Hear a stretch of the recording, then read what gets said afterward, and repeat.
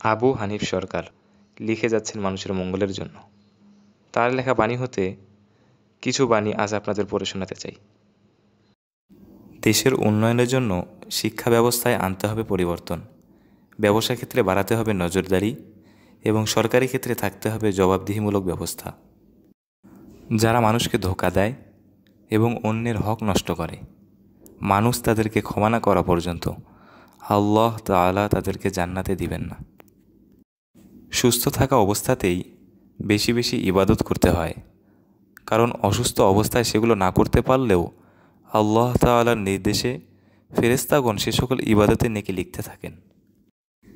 প্রতিটি মানবজাতিকেই হতে হবে ধর্মপ্রাণ ও চরিত্রবান মুসলিম, অন্যথায় হারাতে হবে ইহকাল ও পরকাল এবং জাহান্নাম হবে স্থায়ী বাসস্থান। জীবনযুদ্ধে দু একবার ঠকে যাওয়া ভালো, অন্যথায় ভালো শিক্ষাটা কীভাবে পাবেন?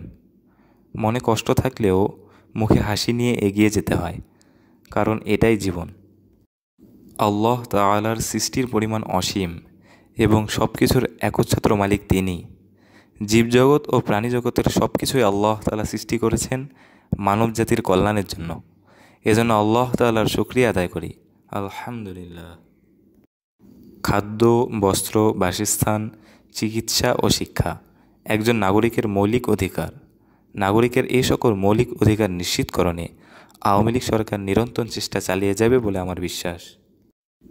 দেহের ব্যথার চেয়ে হৃদয়ের ব্যথা অনেক বেশি কষ্টদায়ক।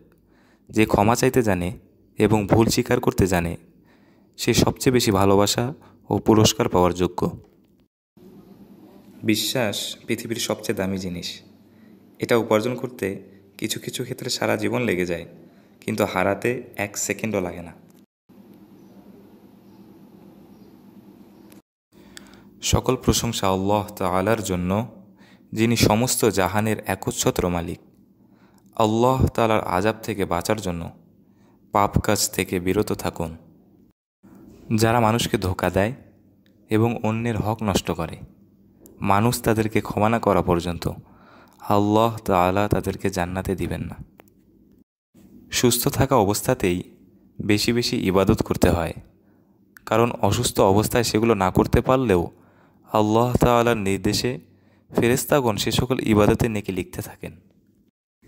প্রতিটি মানবজাতিকেই হতে হবে ধর্মপ্রাণ ও চরিত্রবান মুসলিম, অন্যথায় হারাতে হবে ইহকাল ও পরকাল এবং জাহান্নাম হবে। জীবনযুদ্ধে দু একবার ঠকে যাওয়া ভালো, অন্যথায় ভালো শিক্ষাটা কীভাবে পাবেন?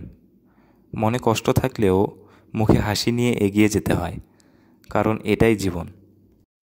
আল্লাহ তাআলার সৃষ্টির পরিমাণ অসীম এবং সব কিছুর একচ্ছত্র মালিক তিনি।